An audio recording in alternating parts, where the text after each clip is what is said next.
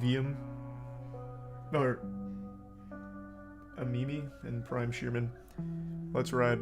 Coffeezilla. I watched her 3-part series called Investigating Logan Paul's Biggest Scam, and like many on this platform, you have successfully used my name for views and money. While you're I immediately already hate that start. Coffeezilla's entire brand is all about exposing scams in the space. You yourself commended him for his work ethic and his, like, actual great content. And you have immediately wiped your ass with that phony statement. What an awful start. We are 7 seconds into this and it's already a terrible start. You've already exposed yourself for one lie already. You called yourself a fan and how Steven always gets it right. Until now. And now all of a sudden it's all about views because of your name. Yucky. Jesus, that was quick. for views and money. While your work used to be impartial, your addiction to clicks has clouded your judgment and you've made very real errors with very real repercussions. Coffee, you took a shot at my reputation. So in this video today, I'm going to be defending myself with facts, something that you have gotten in the habit of twisting as you continue to morph from an investigator to a gossip channel. You see? Interesting. Can I ask for some proof on this claim about being impartial? Because he gets like the whole story even from the people he's exposing. He directly talked to like Amio Talio for Paradox Metaverse and stuff. I am curious which ones he's referring to. That's a bold statement. Do you have anything to back that up, Logan? Is that in here somewhere? From an investigator to a gossip channel. You see, Coffeezilla tried to work with law enforcement in the past, but his work was described as not anchored to truth and often speculative. He is a lopsided journalist with an agenda, and he's nothing more than the Keemstar of crypto and finance. But as opposed to just telling you, I'm going to show you some of the core discrepancies that I found. Oh, that's such a big claim. Coffee, you interviewed the developer who stole the game code, fled to Switzerland, and held it hostage for $1 million. Well, his name is Zach Kelling. Surely, as the internet detective that you proclaim to be, you would know that he spent time in prison for multiple felonies, one for aggravated robbery, armed robbery at a liquor store, and the other for sounds like a good member of the Crypto Zoo obstructing team. the legal process. I can see why you kept him anonymous. Who will be calling Z here. I guess among many things, it doesn't surprise me that he lied about having 30 engineers and a $50,000 a week burn rate. On my end, I have 30 engineers. I'm burning $50,000 a week. Which, side note, is how this delusionist landed on the $1 million code ransom, but it turns out he only had 3 engineers. Wouldn't someone with journalistic integrity know their credible source had not only an agenda, but a fondness for orange jumpsuits? Why is he on your team? In fact, him omitting that detail makes you look a little more competent. Now that I know you hired a fucking criminal to work on the project, I have even less faith in you to make good choices. This doesn't discredit anything. At all, actually. This just makes you look worse. But, I mean, alright, I guess. Okay.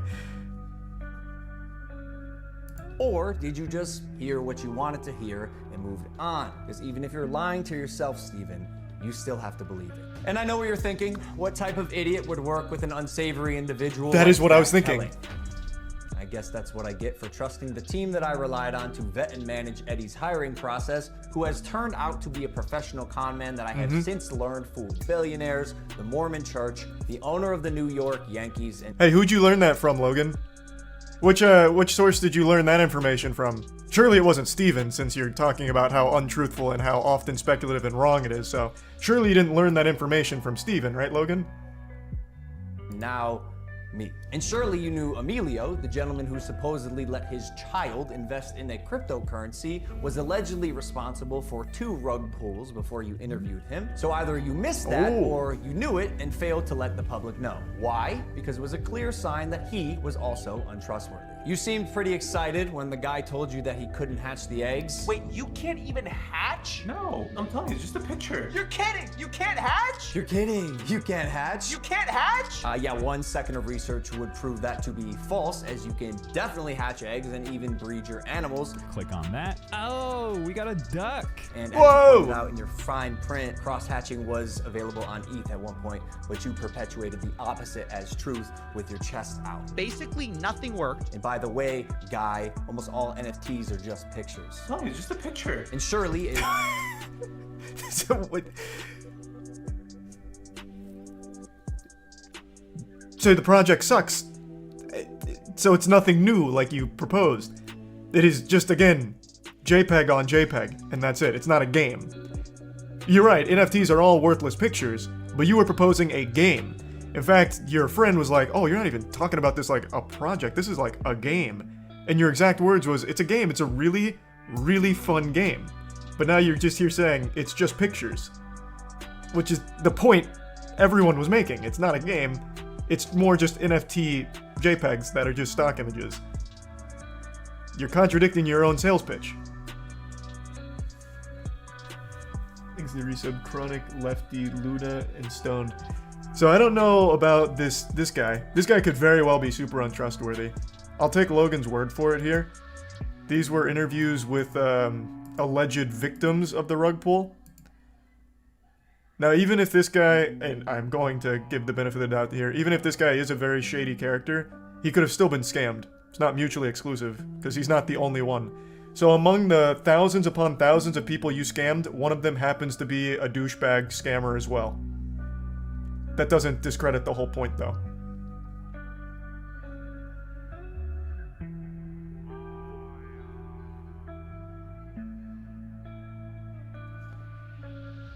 You're wrong here about what? This guy being shady?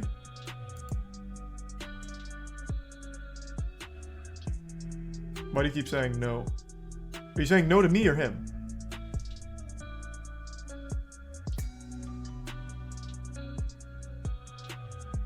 What am I wrong about? I'm not even saying anything objectively wrong. I'm saying even if this guy is shady, there were thousands upon thousands of victims.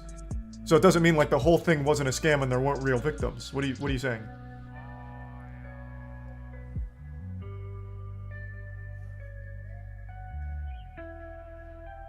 I don't understand. There was like 12 other people he interviewed as well, but even the non-interviewed people, there were tons of victims. Coffee used him as a spokesperson. No, he had like 12 other people there, and he just had his testimonial as part of it. I mean, you are in fact wrong, but go on. Wrong about what? There being victims? Like, that is... What is happening? Is this Logan Paul's PR team? There are victims. And all I'm saying is if this guy is a shady douchebag scammer, then this scammer also got scammed as well as the normal people. Like, that is legitimately, factually accurate.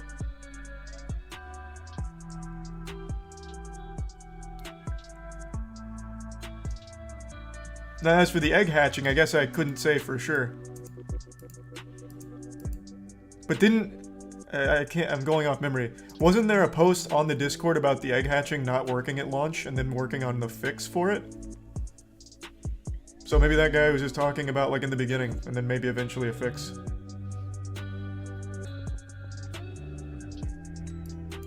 Guy, almost all NFTs are just pictures. No, it's just a picture. And surely a using real Hydro, internet Tier 1 detective City, would not Tier 1 break Soup, criminal and civil laws in trying to get information, right? So why have you allowed the illegal recording of Jeff's phone call without his permission? And then more like an internet criminal, post it online. And it was interesting. It was like, this is wild. Now, although you didn't verify any backgrounds, substantiate any evidence, took multiple criminals' words as truth, and broke The laws, criminals are you your still publish project defamation. leads. However, unlike you, the blockchain doesn't lie. So let's highlight some things that you did point out. Crypto King Jake stole $6 million.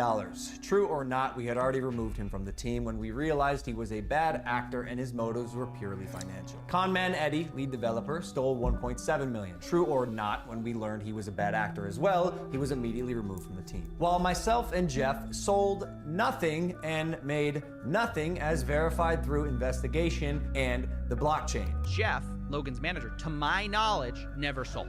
Neither did Logan Paul. I repeat, Jeff and I made no money and will never make any money on CryptoZoo. In fact, we only lost money trying to pick up the pieces. As has been the case with dozens of crypto and NFT projects, the confirmed space is Coffeezilla unfortunately statement. ripe for bad actors to infiltrate projects that start with even the best intentions. Jake the Snake is no longer affiliated with CryptoZoo, and we hope the money he reappropriated was worth ruining his reputation. Conman Eddie is being investigated by a higher authority that I cannot speak on. As you can imagine, I was not cleared from legal to discuss much of this this, including the legal process being undertaken and the criminal investigations going on during the fallout, but I do appreciate you calling out that rats under my nose stole the game code, millions of dollars, and left Jeff and I abandoned with no team and knives in our back. But even after 12 months of work, you've still managed to overlook one crucial piece of information. See, even though I've said it's coming so many times, you've assumed that CryptoZoo isn't being made. Who are you to decide when the development timeline ends? I got everything stolen from me in our community, stopped promoting publicly as soon as I knew the extent of the internal issues. Well, you also didn't talk in the Discord for a year. You talked 2 times. A defamatory hit piece, fully knowing I was innocent just so you could enrich yourself in your $10 million studio. Sharp, but deeply unethical, dangerously misleading,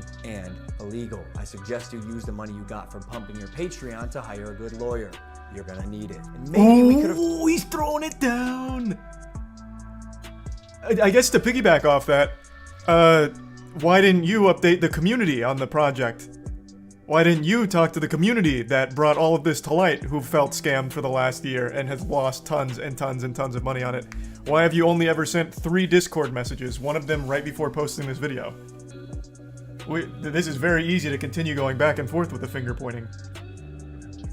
If it's not a scam and you really are working on it, why the complete radio silence with your community?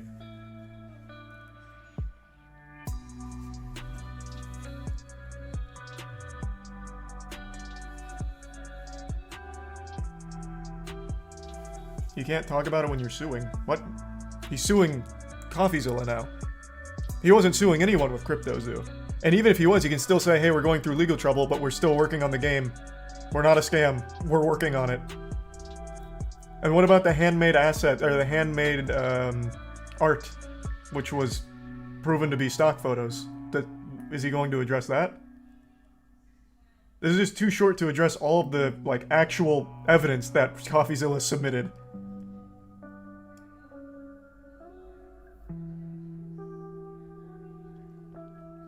But we still got 2 minutes, maybe he gets to those. But he's focusing on the bigger things, and it looks like he is right on a couple of things. He confirms Coffeezilla's thing about never selling. Apparently one of the guys giving testimonials was a not trustworthy person.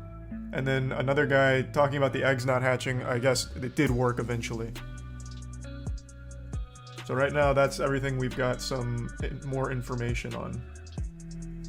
Thanks in Tier 1 Justice and Tier 1 Cosmonaut, the Prime Jin, Evo, and Noted. There you said. Dargison, Pizza Guy, and Cody.